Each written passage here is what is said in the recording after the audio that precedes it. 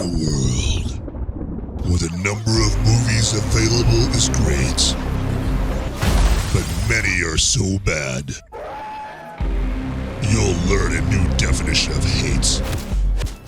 One man sifts and reviews through the movie sludge. One man will be the movie cop, jury, and judge. He goes by many names, but you know him by Movies Merica.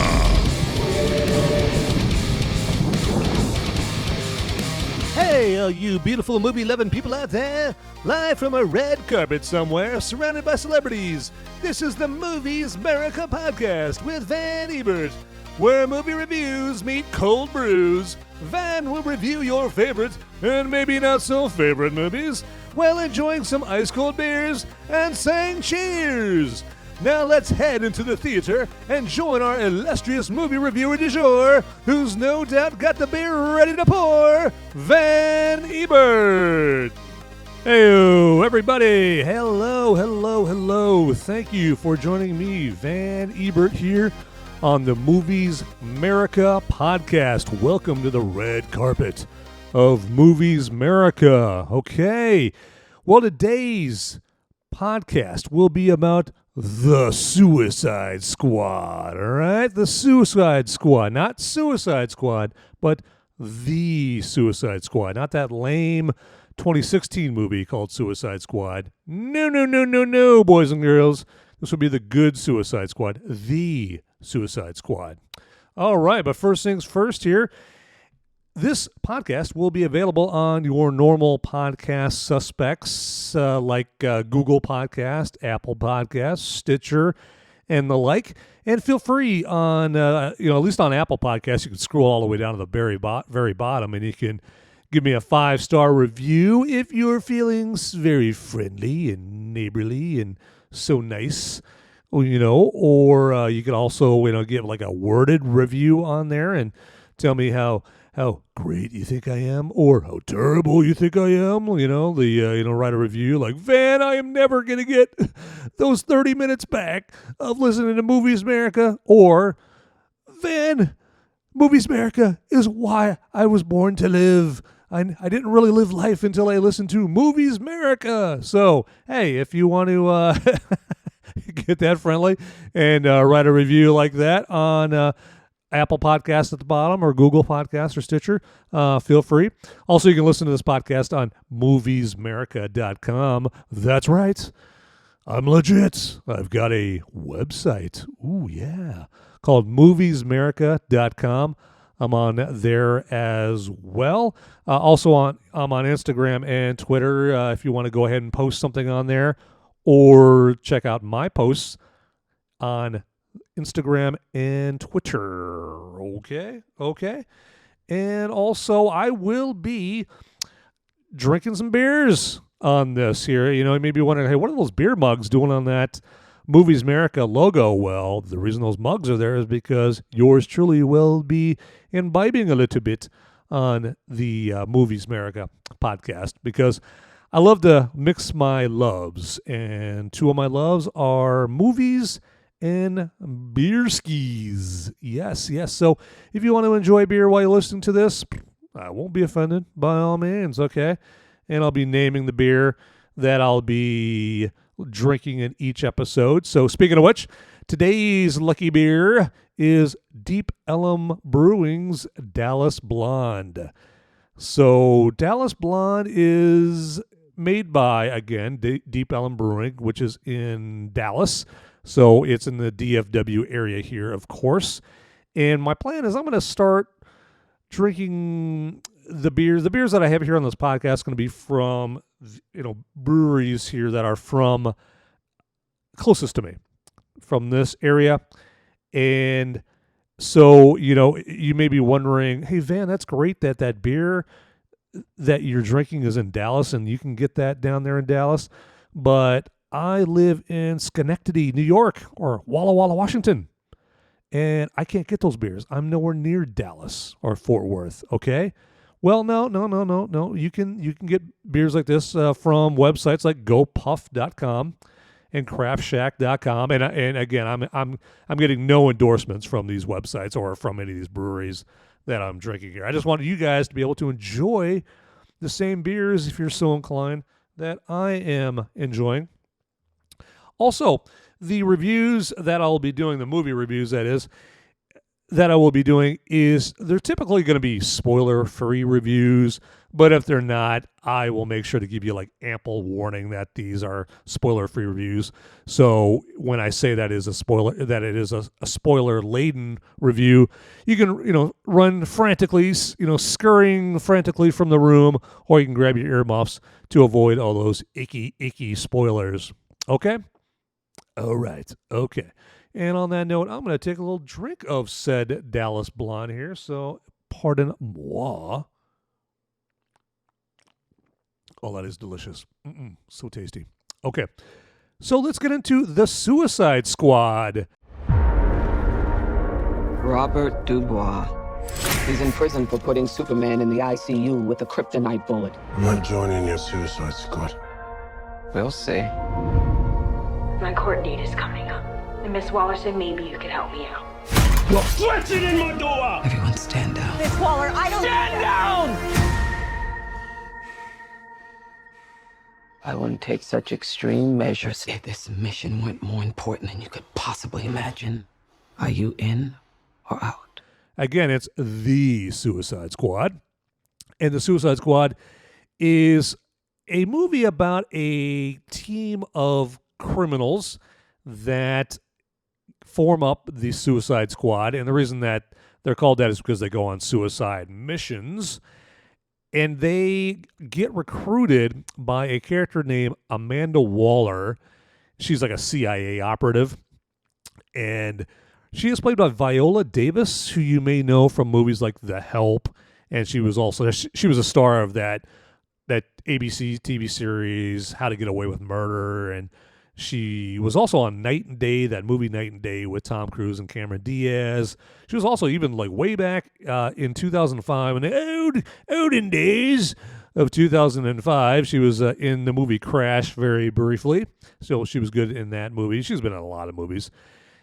And she is tasked with gathering these prisoners because she's she's connected to these prisons, and she grabs certain prisoners that she thinks would make nice additions to the Suicide Squad to send on these suicide missions. And they recruit prisoners because, come on, face it, you can't be sending Captain America on these dire suicide missions. I mean, he goes on tough missions, but he's not going to go on suicide missions. I mean, it's Captain America. It's Steve Rogers. You can't be sending Steve Rogers on a suicide mission, or Spider-Man or Superman, right? Well, Superman maybe. Nothing's a suicide mission to Superman, right?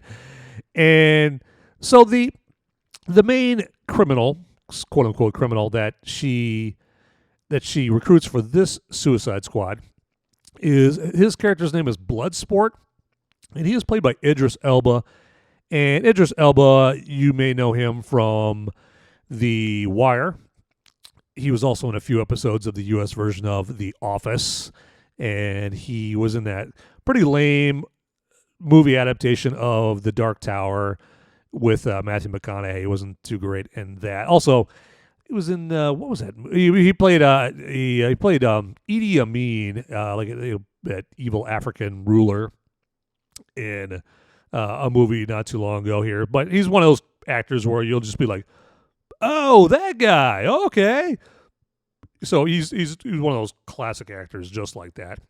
You'll know who he is when you see him. But he's playing Bloodsport, and his talents are that he's really good with guns. He's really good with, he's a really good shot. And he's kind of like a sniper, but he's more than that. And he just uses all kinds of different guns. And he gets recruited into the Suicide Squad by Amanda Waller, being pretty cold-blooded and extorting him to join the Suicide Squad through his daughter. And the movie will explain more about that. But, of course, it comes to that because, he doesn't want to be in the Suicide Squad. Like, who would want to be in the Suicide Squad, right? You go on suicide missions. They're suicidal, right? Like, who the hell's standing up, like, hey, I want to be in the Suicide Squad. Send me, man. Come on, pick me. No one wants to be in the Suicide Squad, but Amanda Waller, she uses his daughter to extort him into the Suicide Squad. And so that's how she gets Bloodsport in there. And Bloodsport, like he's pretty much like the character Deadshot, played by Will Smith in the Suicide Squad movie, the lame one from 2016, in there, where he's good with guns and all that stuff there. And then another character is Harley Quinn, played by Margot Robbie, from Once Upon a Time in Hollywood and The Wolf of Wall Street and other movies as well. And Harley Quinn, she was in the first Suicide Squad. And her character, she is the ex-girlfriend of the Joker. And she's psychotic. That's her character. She's psychotic. She's a little nutso, a little cuckoo, And I guess she's gotten kind of nuts like that ever since, the Joker broke up with her. And she's a character that dresses like a psychotic Rainbow Bright, and she's got pretty good fighting skills. She can handle herself. And she's kind of subversive, and hey, I don't care about nothing, but she's friendly, but she is psycho and crazy, but she's an endearing kind of crazy. Is that such a thing? I don't know. Anyway, in this case, Harley Quinn is that, and she, you could tell, like, the DC universe, they're trying to like really make Harley Quinn a thing, a character that they could spin off into different movies and that kind of thing. And in the first Suicide Squad, she was pretty much a one-note character. You were supposed to look at her and like, oh, she's like really hot, but she's psycho, and she can fight, and she's like, wow, just so edgy. Oh man, Harley Quinn, but they didn't serve the character very well in the first Suicide Squad movie.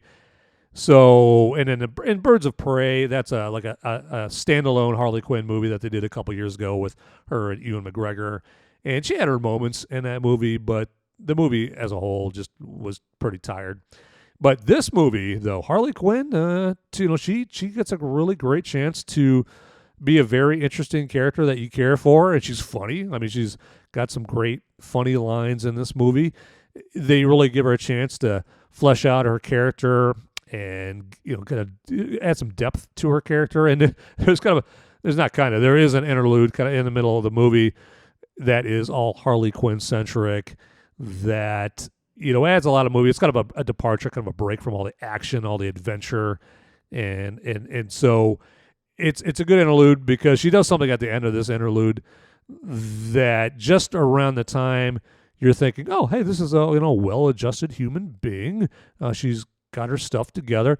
She does something at the end where you're like, oh, that's right. She is kind of psychotic. Okay, she is a nut job. Okay, but a very friendly nut job. Okay, so this is a good movie for the Harley Quinn character. They finally do that character justice, and she was in the first Suicide Squad movie, and then another returning character.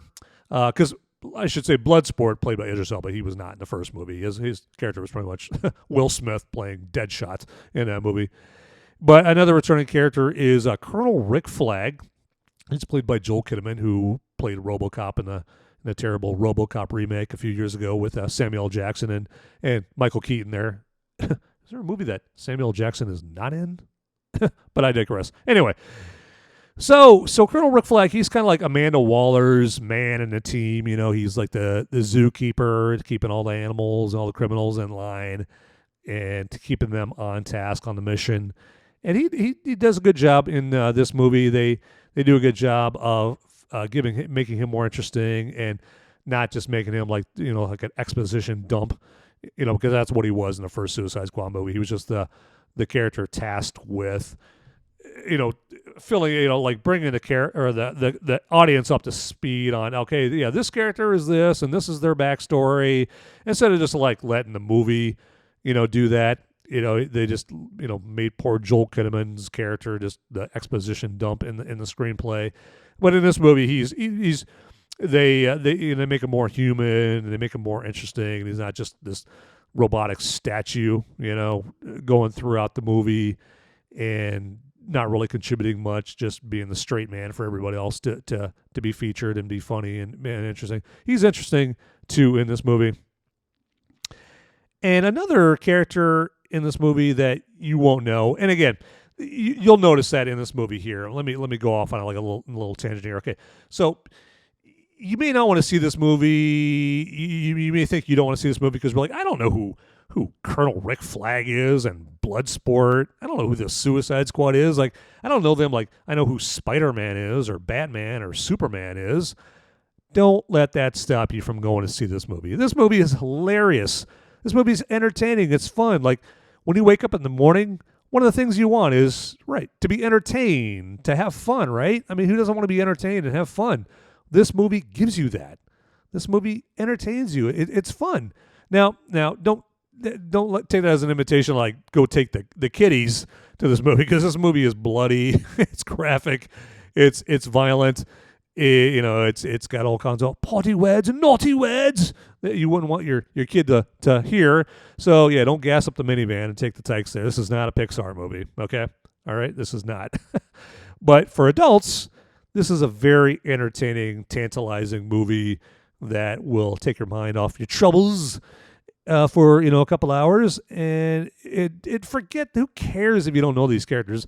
Believe me, as we all know, there's plenty of movies about characters that we are very familiar with that just totally suck, okay? There's a lot of Spider-Man movies that are terrible, a lot of Batman movies that just are just the lamest movies, and those are characters that you know very well.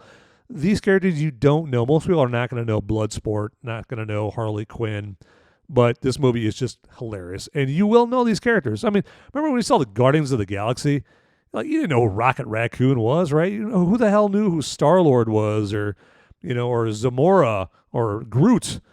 You didn't know, and that's a coincidence about the movies. Hey, this movie, The Suicide Squad, is directed by the same guy who directed the Guardians of the Galaxy movies, James Gunn. He wrote and directed The Suicide Squad, just like he basically at least directed those movies there. And so the point of that is go see this movie here. Who cares if you don't know the characters? And another character that you're not going to know, definitely not going to know, is her name is Ratcatcher 2. And her power is that she can control rats, like en masse, right? She can just control millions of rats, which, it doesn't sound like it'd be that handy of a superpower. But when you watch this movie, you'll be like, oh, okay, yeah, I can see how that is very, very powerful here. And let's do this here. I'm going to take a little beer break here because, like I said, I'm drinking beers during this, so allow moi to wet his whistle here. I have a little Dallas Blonde. I know. Very, very mature. And so, as I was saying, Ratcatcher 2, she's got the superpower of controlling rats here, but that is like, that's not even touching the surface of this character here. This character is one that you'll like. You will definitely like this character. She's kind of like the emotional heart of the movie. She's very friendly. She's got a tragic story of her father. He was Ratcatcher 1, and he died.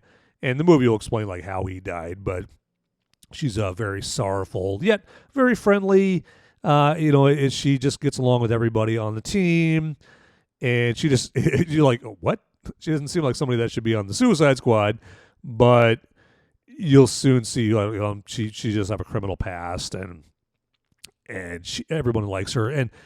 And she does get along with another character in this movie that I'm sure you definitely have never heard of. And this character's name is King Shark. And King Shark is exactly like what it sounds like. He's a shark. The shark walks on two legs. He's kind of like the muscle of the group there. And he is voiced by somebody that he's definitely not a actor where he's not one of those, what? That guy? Oh, that guy. Okay, no, he's not one of those actors. King Shark is voiced by none other than Sylvester Stallone. Yo, Adrian. Yo, hey, don't cut me, Mick. I'm the disease, or you're the disease, and I'm the cure. Sly Stallone. Come on, Sylvester Stallone is voicing this character. King Shark. So King Shark is the muscle of the group, and he kind of reminds me of Groot from the Guardians of the Galaxy movies, but he's got more of a vocabulary, which I guess it really isn't hard to beat Groot's vocabulary when all he says is "I am Groot," right? But King Shark's vocabulary isn't that much more than Groot's here, but he adds some good comic relief to this movie, and one of his character traits, one of his picadillos, is that he has this insatiable appetite, and he just can't stop from eating people, including people on the team. And so one of the running gags in this movie is that they have to, keep telling him, no, you can't eat people. You can't just eat anybody. You can't eat people on the team. And, he's always walking around like, num, num. And they always have to tell him, no, not num, num. You can't eat that. It's just, it's funny. And so he's a character that, you learn to love in this movie. And so Ratcatcher 2 and him spark up a friendship. And in King Shark, you'll watch the movie and you'd be like, oh, man, this poor guy, like, he's just kind of a loner, and he has no friends. And Ratcatcher 2 she's just so friendly, and her and King Shark develop a unlikely friendship because she's like this, small, diminutive, woman character here that just happens to, know how to control sharks or control rats.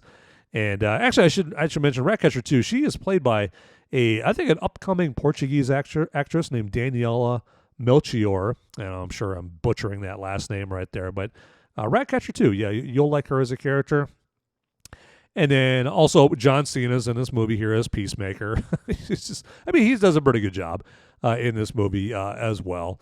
And him and Bloodsport, they kind of riff off of each other as they are, kind of a couple of alpha male hero characters, where where Peacemaker is, America, hey, I'm all about America, I'm here to make peace and provide, and preserve the American way, and he's good with guns as well. He's a killing machine, and so is Bloodsport there. And so they have a kind of a competition between each other, just giving each other crap, and so you'll see that in the movie, and that dynamic between them is funny, and John Cena's got some pretty good lines in this movie as well. And then also we have Polka-Dot Man.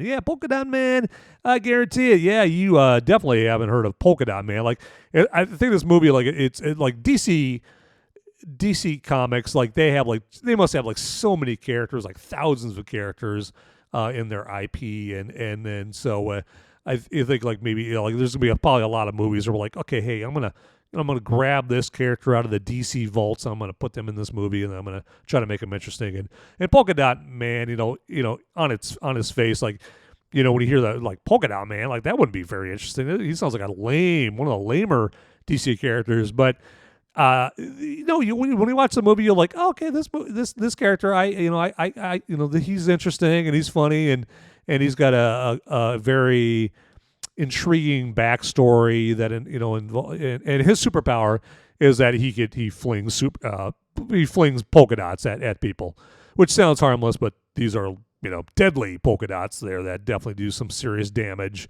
when they hit their victims. And he's played by, you'll probably recognize him as in The Dark Knight. He was the Joker's goon that Harvey Dent grabbed and threw him in. He was in an ambulance, and then Harvey Dent drove off of the ambulance and then was intimidating and interrogating this Joker goon, doing the whole coin flip thing that Harvey Dent did in the Dark Knight. So the goon in that movie, he's played by the same guy who does Polka-Dot Man here, and you might recognize him from the Ant-Man movies as well. But he's pretty good.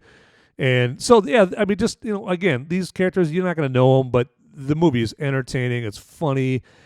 This is an in-your-face movie. Like I said before, it's bloody, it's irreverent, it's goofy, it's action-packed. This movie's over 2 hours long, but it zips by because it's so action-packed, so funny. The editing is great. The pacing is fantastic there. And this is a character-driven movie too. That's the fault I have with a lot of superhero movies, a lot of comic book movies, is that they just slap a bunch of CGI on the screen, and your eyes are supposed to be dazzled, by the CGI on the screen, and as if that's supposed to be enough. And a lot of times, studios and directors, and they don't realize that, okay, we've seen so much CGI ever since way back in 92 or 93 when Jurassic Park started the whole CGI craze. They don't realize audience needs more than CGI. You need to care about what happens to the characters. And in this movie, you do care about what happens to the characters. And this movie is one of those movies where anybody can die at any time. It doesn't matter who the character is. It doesn't matter how prominent the character is in the movie. Anybody can go at any time. It's like the first few seasons of Game of Thrones, where anybody could go, you're like, oh man, I started liking that character in Game of Thrones, and they killed him? What? This is the same way. This movie is unpredictable. Totally unexpected deaths in this movie. And so it makes the 2 hours fly by, and you'll be laughing, you'll be excited. Your eyes will bounce out of your head. Holy shit! Am I really seeing what I'm seeing? So yeah, it's a great movie. Go check it out. I know the box office wasn't that great the first weekend it was out here, but I think that's probably because of COVID and a lot of people being scared out of their wits of leaving their house, and much less going to a movie theater where they're thinking other people are going to be. And so unfortunately it came out during the pandemic, and it's also on HBO Max though. So if you're scared to death leaving your house, The Suicide Squad is on HBO Max. You can check it out there too. And also, one thing you'll notice is the soundtrack is really good too. They got a lot of great songs in this. James Gunn does in this movie like he did with Guardians of the Galaxy, where he incorporates a lot of good music into it. You're going to hear music from the likes of like Kansas, Louis Primo. They even have a Johnny Cash song at the beginning. The Pixies. The Pixies of all bands. I love the Pixies, but I don't think I've heard Pixies on a soundtrack since Fight Club, really. And then one of my favorite bands that maybe not a whole lot of people have heard of, the Fratellis. The Fratellis are on this soundtrack. And James Gunn, just like he did in Guardians of the Galaxy, does a great job of where he puts this music and the music that he picks, and he places it just perfectly with these scenes. You can tell James Gunn loves music, and he sees these scenes. He's like, wow, this song by Kansas or by Pixies would go great with this scene right here, and he's really good at that. Some movies aren't very good at that. Like again, case in point, Suicide Squad in 2016. When you watch that movie, one of the things you'll realize or you'll recognize in that movie is it seems like they play a different song like every 3 seconds in that movie, and you'd be like, wait, why are they playing so much music? I like music, but I don't feel like I watch a movie. I feel like I'm listening to Spotify. It's like one song after another. Like, is there a movie in here somewhere? But James Gunn uses the music in a more intelligent, smarter, in a smarter way than the first Suicide Squad does, just like he did in Guardians of the Galaxy. But yeah, go check out this movie. Go check out this movie either on HBO Max or in the theaters there. It really does deserve to be seen in a theater there on the biggest screen possible. Because it's got eye-popping CGI. The CGI is top-notch. It is tip-top CGI. I was like, just some of the things that they pulled off with the special effects with the CGI just, was incredible when I watched it. So go check it out. And, I can't give it more of a ringing endorsement than I did right there. And, let me know what you think. Again, I'm on Instagram. I'm on Twitter. And also, you can let me know what you think here on Apple Podcasts and Google Podcasts there. If you scroll all the way to the very bottom, I'd love to hear from you. And with that, I am going to sign off there, kiddies. Thanks a lot for listening. And another episode of Movies Merica Podcast will be coming along soon. Adios. Hey, guys, don't leave the video quite yet. Okay, I've got a popo. They're coming after me.